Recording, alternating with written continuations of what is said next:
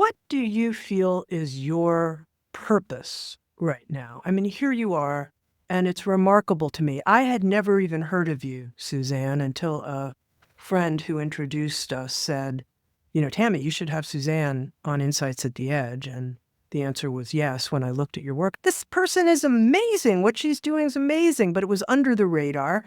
And I have a sense that that's over. You're now on the radar, and not because of this show in particular, but just because of an entire upswell that's occurring. And I'm curious to hear in your own sense what your sacred function is, right? I know what it is. It is to help bring what appears to others to be woo-woo to the mainstream, to show people that we are part of a greater reality, that we are not only human, that we're all connected, and that love is what connects us. That's my mission, but to get it beyond those who already know this. I want to circle back to the beginning of our conversation where I had in my mind someone who had lost a child, someone very dear to them, and they're suffering. And I imagine that some of the questions that you get are things like, this was a very violent death. This was a death, perhaps in someone's case, by suicide or a tragedy or a murder or some type of sudden death. Terrible. Is the soul suffering or not? And is there anything you could say that would be sort of general principles that would apply in all of these cases? Absolutely. That every soul is met by love. Every soul. And it doesn't matter if they were what some people consider an evil person. Every soul is met by love. And the true suffering takes place here before we realize who we really are.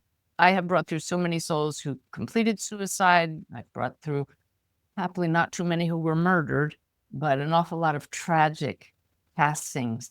And there's immediately an awareness that, that was a role I took on. It was very real, and may it lead to greater growth for all involved. There is purpose in every passing. Susan's passing by lightning strike, pregnant with our only grandchild, was devastating and a tragedy to us, but now it has helped us touch literally millions of lives with my videos and the teaching. And so when we learn from these things that we truly have nothing to fear beyond this life, that makes this life bearable. That diminishes the suffering here and gives us tools. When you say every soul is met by love, I think that sounds really good, and I hope it's true. But there's a part of me that says, wait, I've heard from some people that they've connected with people who have crossed over who seem to be struggling. They're not quite sure that they've died. They're still attached in some way. They appear to be suffering, not just in some terrific love field. Don't you try to give love to somebody here who's suffering and they're just not open to it?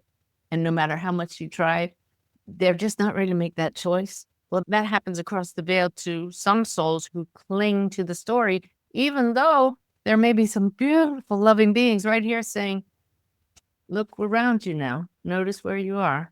It's time to wake up.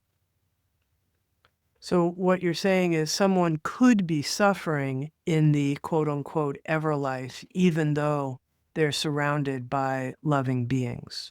It does happen. It's very rare. They're met by love, and it's an individual choice.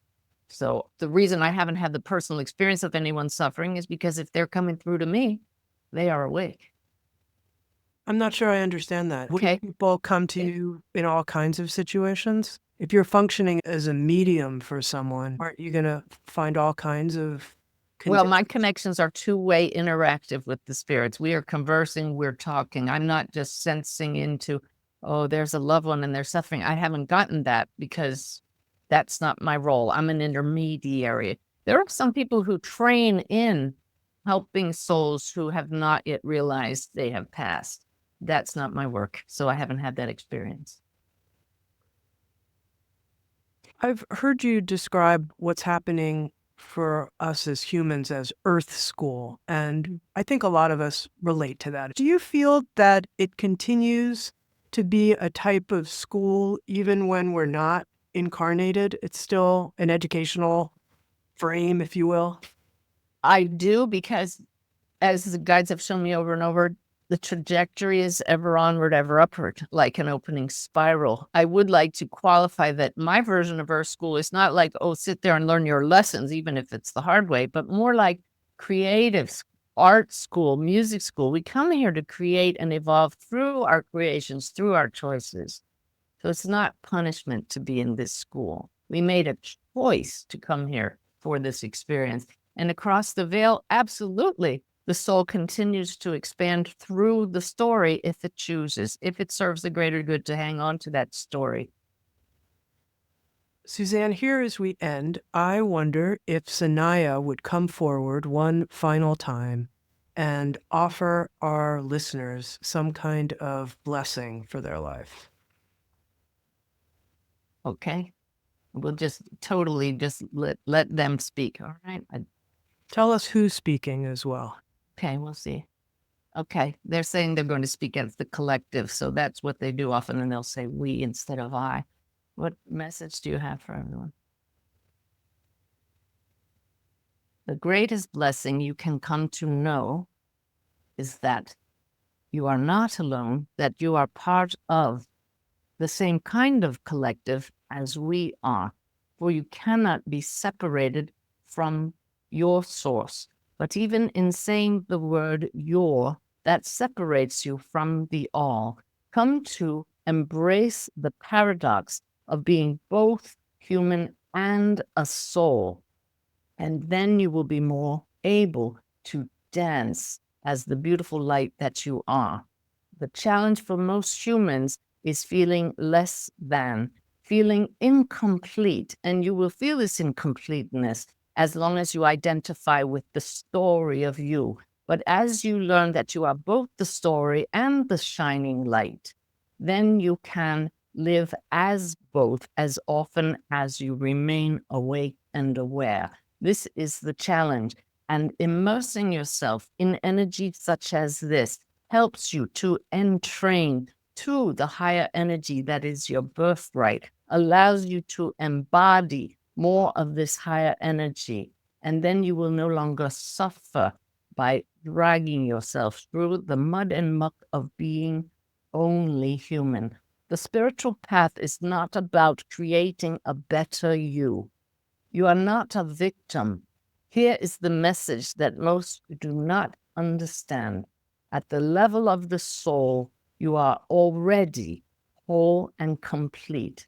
Your bodies and your life may not be perfect, but you are already divine. Learn to embrace your divinity and notice how that changes things for you within the story. You are so very loved. It can be no other way.